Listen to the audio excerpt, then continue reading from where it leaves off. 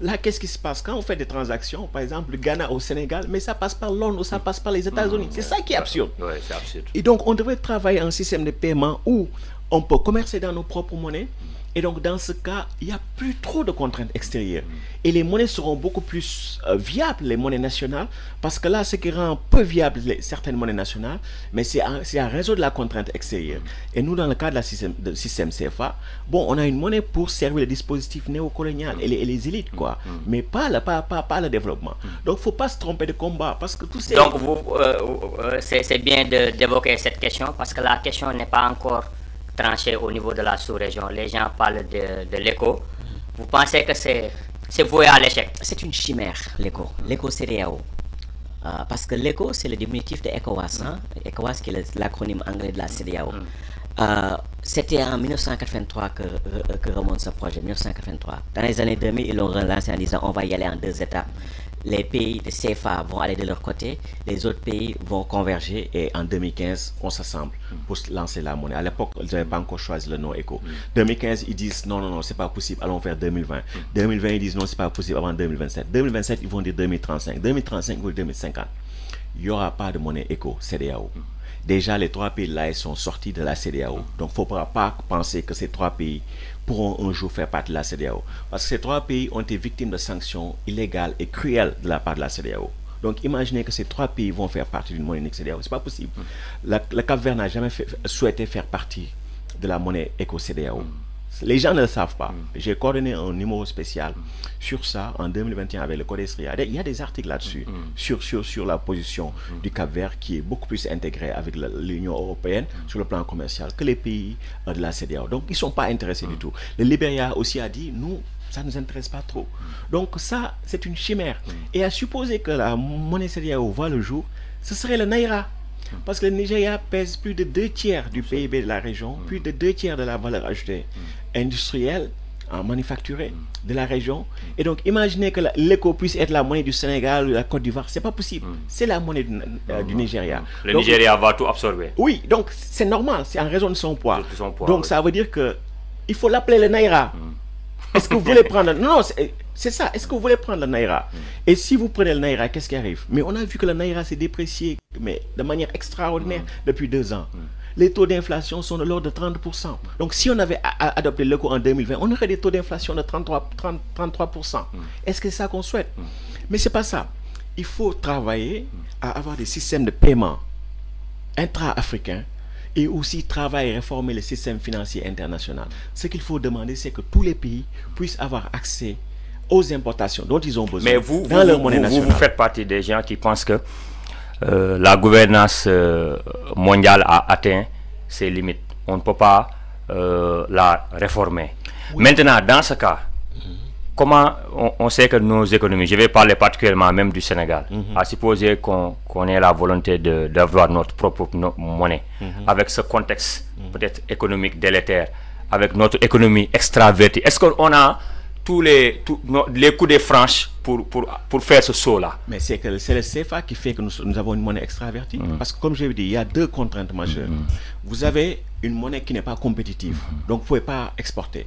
Et ceux qui peuvent exporter, bon, sont généralement pénalisés par cette monnaie trop forte.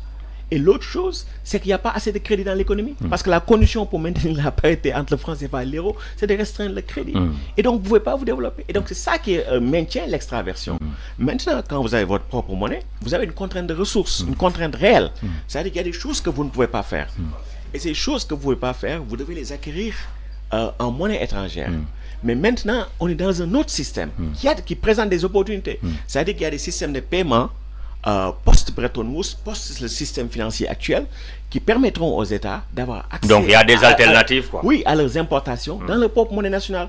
Parce que dans ce cas, vous n'avez plus, entre guillemets, ce qu'on appelle une contrainte de balance de paiement. Et donc, ça, c'est important parce que nous faisons face à une contrainte de balance de paiement. En fait, le système monétaire et financier actuel rend certains États non viables. Pourquoi? Parce que nous sommes dans un système qu'on pourrait appeler système d'étalons de devises fiduciaires clés. Qu'est-ce que je veux dire par là? C'est-à-dire que la plupart des pays du monde, les pays du Sud, pour avoir accès à leurs importations, pour faire des paiements à l'étranger, doivent accumuler des dollars et des euros pour le faire. Donc ça, c'est une contrainte. Donc les pays qui ne peuvent pas accumuler suffisamment de dollars et d'euros, ce sont des pays débiteurs. Et donc ce sont ces pays qui sont dans des crises de dette, qui vont être punis par les FMI, etc., par les politiques d'ajustement structurel. Et donc, c'est très difficile pour ces pays-là. À l'inverse, vous avez des pays créanciers, c'est-à-dire qui ont des recettes d'exportation qui sont supérieures à leurs besoins d'importation et aux autres formes de transfert. Et donc, dans le cas de ces pays comme la Chine, l'Arabie Saoudite, la Russie, etc., ces pays accumulent des dollars et des euros. Mais les dollars et des euros, la monnaie, c'est un monopole de l'État qui les met. Donc les dollars et les euros ne sont pas en Chine, ne sont pas en Russie. Ils sont aux États-Unis. Ils sont dans le système bancaire européen. Donc à tout moment, on peut leur saisir ça. Et donc c'est pourquoi ces pays veulent avoir, disons, une alternative par rapport à ça. Donc ça veut dire que ce qu'il faudrait, c'est avoir un système de paiement international où les pays pourraient avoir accès aux choses dont ils ont besoin de l'extérieur dans leur propre monnaie, juste voilà, en dépensant normalement. Et comme ça, ils n'auront pas de contraintes de balance des paiements. C'est ça la voie. Mais les unions monétaires ne se justifient pas tant qu'on n'est pas dans un État fédéral. Si on est un État fédéral comme les États-Unis, bon, vous avez une cinquantaine d'États. Et c'est pas pour demain. C'est pas pour demain. Donc moi, je suis pas contre les unions monétaires, mais il faut que ça ait un sens, parce que la monnaie, c'est la créature et l'instrument d'un État.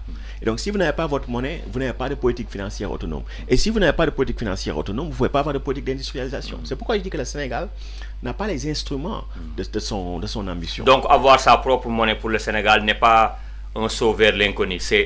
Les conditions sont réunies pour que le Sénégal ait sa propre monnaie. C'est-à-dire que j'ai dit que plus de 93% de la population mondiale vit dans un pays qui n'est pas dans une union monétaire. C'est-à-dire que battre monnaie, ce n'est pas ce qu'il y a de plus difficile.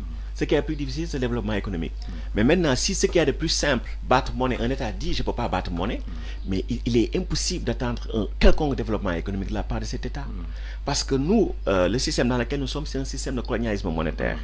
Et même si on sortait la France du système CFA, ça resterait toujours une monnaie qui ne permet pas le développement. Parce que nous sommes dans un cadre néolibéral. C'est la nature de sa création qui est erronée. Oui, et aussi la philosophie derrière. Par exemple, vous allez en Chine, mais le système financier est totalement contrôlé par l'État. Il n'y a aucune entreprise qui veut dire que nous n'avons pas accès au crédit. Parce que c'est des choses qui sont réglées. Ce dont vous pouvez manquer comme État, c'est les ressources extérieures, c'est-à-dire il y a des technologies que vous n'avez pas, des expertises que vous n'avez pas, des matières premières que vous n'avez pas. Et ça, il faudrait les trouver. Mais un État en tant que tel ne peut jamais manquer de sa propre monnaie, parce que c'est un monopole de l'État. Et donc tout ce que vous pouvez faire vous-même, c'est vous-même qui pouvez financer. Je vous donne un exemple. Supposons que quelqu'un dise au Ghana, bon, on va vous donner $1 milliard pour financer des écoles, la construction d'écoles, pour que tous les enfants aillent à l'école. Le $1 milliard, c'est un dépôt auprès du système bancaire américain. Donc c'est des entrées électroniques sur des comptes bancaires. Et donc qu'est-ce qui va se passer?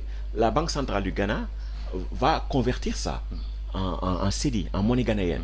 Et donc, si tous les écoles vont être construites par des entrepreneurs ghanéens, avec des matériaux ghanéens, des technologies ghanéennes, ça veut dire que le $1 milliard ne va pas être consommé parce que ça n'a pas généré d'importation. Donc, ces entrepreneurs vont être payés en cedi, leurs salariés, les fournisseurs vont être payés en cedi.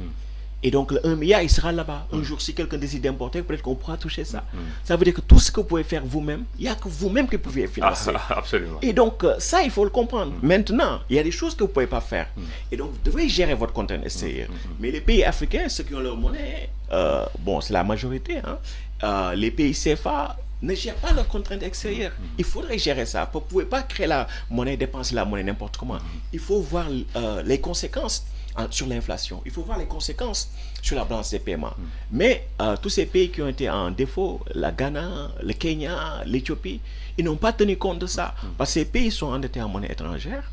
Mais quand vous êtes en monnaie étrangère, pour repayer la dette, il faut dégager des exportations, des recettes d'exportation qui permettent ça. Mais ces pays ne sont pas parvenus à faire ça. Donc du coup, tôt ou tard, ils étaient dans ce schéma. Nous aussi, nous sommes sur cette trajectoire-là.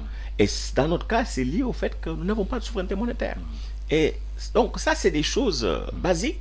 Et donc, c'est des choses qui ne sont pas polémiques. Mais l'idéologie là-dedans, c'est dire que nous sommes panafricanistes, nous voulons l'intégration, etc. Mais quand vous mettez tous des boulets entre vous et que vous vous accrochez à un autre boulet qui est la zone euro, mais comment voulez-vous développer? C'est impossible. C'est impossible. Maintenant, il y a Dr Nongo Samoussila, il y a un autre vice rédhibitoire par rapport au développement des pays africains, et le Sénégal en particulier, c'est la dette. On a beaucoup épilogué ces dernières semaines sur ça.